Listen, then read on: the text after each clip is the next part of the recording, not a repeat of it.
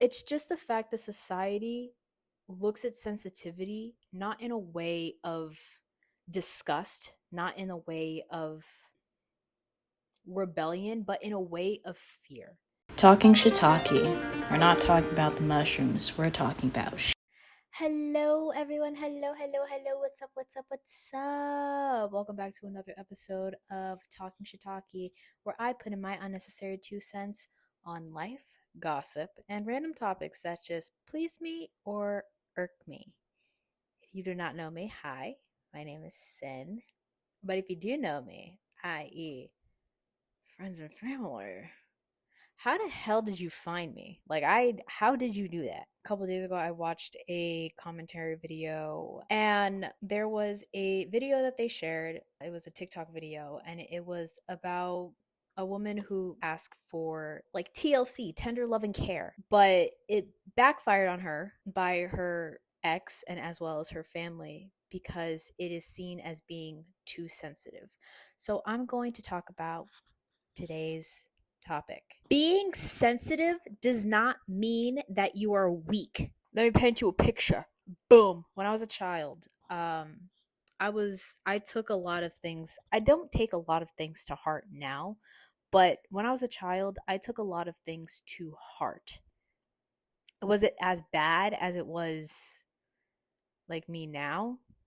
Yes and no. When I tell you that I'm like a very sensitive person, I'm a very sensitive person, there is a lot of things that have happened to me throughout my entire life, honestly. And throughout my entire life was such a traumatic experience. And the only thing that I ask for, the only thing that I wish that would happen is just TLC, tender love and care, gentle love, gentle care. I'm not asking for too much, and I'm not asking for you to go above and beyond. I'm just asking for you to just be gentle and be patient with me. But because we live in a world where gentleness is like treating people how you want to be treated is thrown out the goddamn window. It's to the point where it's just like you're not going to get that towards your loved ones. Nothing at all. I'm fortunate enough to have friends that are so understandable and are emotionally intellectual enough to take into consideration that I just need gentle loving, gentle caring. And they do that because they understand or what I'm going through. They understand what I've been through. And that's why we are friends to this day. 2 decades going strong. Anyways, I think I say this mainly because I'm veering towards like family dynamics. It's so difficult to express your feelings and express your emotions towards your family because it's incomprehensible for them to understand. It's the same thing as trying to put a boundary between you and your family. And if you do that, it is deemed as disrespectful. I don't know why. I don't understand why. Because in a dynamic of love, this is not artificial. This is more so of like we have a connection because we're family. And automatically, I would assume that I can confide in you and I'd be more comfortable to be vulnerable around you. But the fact that you can't understand my own feelings or you can't take into consideration of my own feelings and then push it off and call it me being sensitive, it's literally taking a jab or punch in the face telling me that I'm weak. Big boys can cry. Big girls can cry. Anybody can cry. It's okay to cry. It's okay to express your feelings, and it's okay to be vulnerable around the people that you trust. And I'm going to say this in the nicest way possible, and I hope people won't take this to heart, especially older generations. It is okay to cut people off when they do not care about your well being, when they do not care about your mental health. If they can't educate themselves, teach themselves about emotional intellect, and take into consideration and accountability towards themselves of what they are doing and the actions they are making that affects you as a person, it is okay to cut them off. If your family can't see you as a family member, if they cannot see you as a human being, there is no need for you to continue on trying to find a silver lining where both of you can understand and still continue on to have a conversation with one another. It's normal. I don't understand why there are a lot of people out there being like, well, it's family. They're family. Blood is thicker than water. I understand that blood is thicker than water, but you also need to understand that it's hard to swim in a sea of blood than in a sea of water. It's more suffocating to go under blood than to go underwater. You're gasping for air, and no amount of oxygen is coming into your lungs. And you wouldn't know if any amount of oxygen is coming into your lungs until it's too late. I love my family. I love my family very much. But there are some people, there are some relatives that really don't understand that the younger generation is still human, if that makes sense. They don't understand the fact that the actions that you make, the stuff that you do, has consequences. But because you see yourself in a age or gender hierarchy, because you're still so focused on your era when you were a kid, older generation in their day and age when they were younger, how it was viewed upon in like in your family dynamic is that the mother is always the nurturing type, the person that will hold down the fort while the father makes money to provide for the general family. He has the responsibility to having to be tough, to have a thick skin in a world where it's they're gonna beat you up. Like the second you graduate from high school, the second you step out of those doors, bills, car insurance, bills, car insurance, family, reproduction, 9 to 5, 90 hours a week, manual labor. Yeah, that they're gonna gang up on you. They're gonna jump you. They're gonna jump you. I'm sorry to tell you this. If somebody in the younger demographics is watching this, yeah, life is gonna jump you. Okay, they're gonna beat you up like bullies waiting for you outside because you refuse to give them money.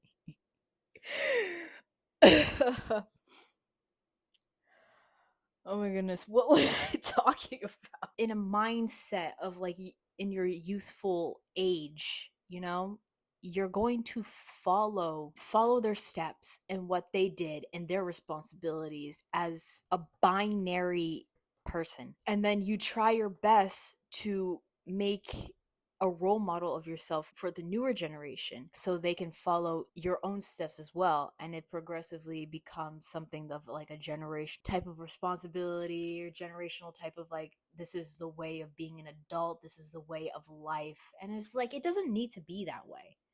We live in our Lord and Savior 2024, and we have same-sex marriages.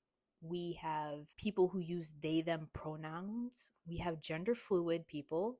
We have non-binary people. We have women that basically don't want to have children, rightfully so. Sensitivity is not a weakness. It just means that you are open minded and you are more understanding towards another person than you being the opposite and think of only yourself. If your viewpoint is, well, it doesn't affect me, so why should I be worried? That is a problem. I feel like us as a society, we see sensitivity not in a way of like in disgust, but more so as fear. And that's mainly because we have such an older generation that programmed us to be like, well, if bad stuff is happening to you, that's just life, which should not have happened in the first place, which should have been easily preventable, but everybody choose to ignore it. It's just the fact that society looks at sensitivity not in a way of disgust, not in a way of rebellion, but in a way of fear.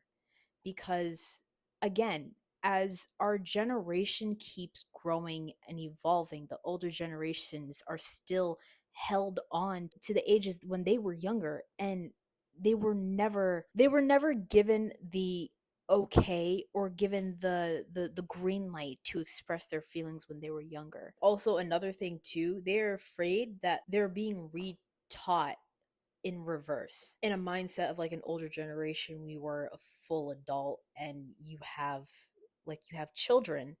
Or for me, for instance, I'm 24 and I have a baby brother. Sometimes from like time to time, I'm always taught by my younger brother about communicating, about being present in people's lives, about having a conversation with them, about learning about boundaries and such.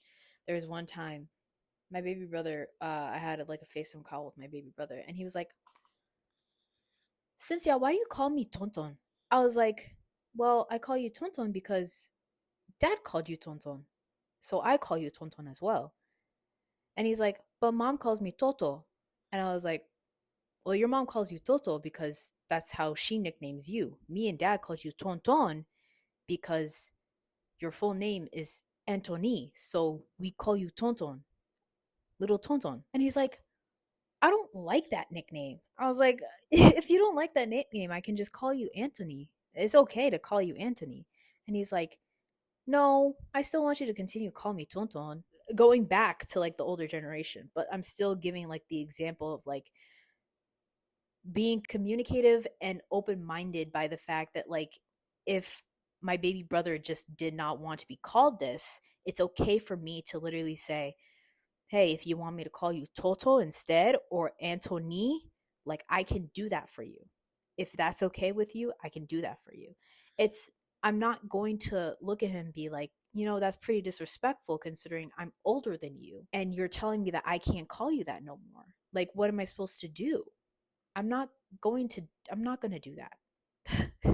I'm not going to do that because that's my baby brother. I love him. I love him because like I care.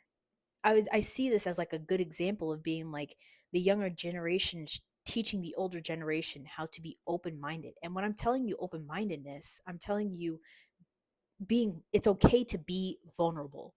It's okay to understand other people's feelings, and it's okay to be patient with other people. And how I love to see, like on social media, for example, as well, a lot of like family members, they would show in like an educational aspect, they would show clips of being patient with their children, being like gentle parenting. Our younger generation is it's not about the older generation giving us the responsibility of becoming the role model now.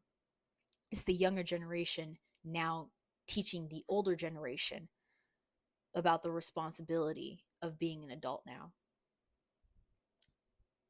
if that makes sense. But yeah, do you guys think that being sensitive is a sign of weakness? I specifically want to hear it as well from like older generations too.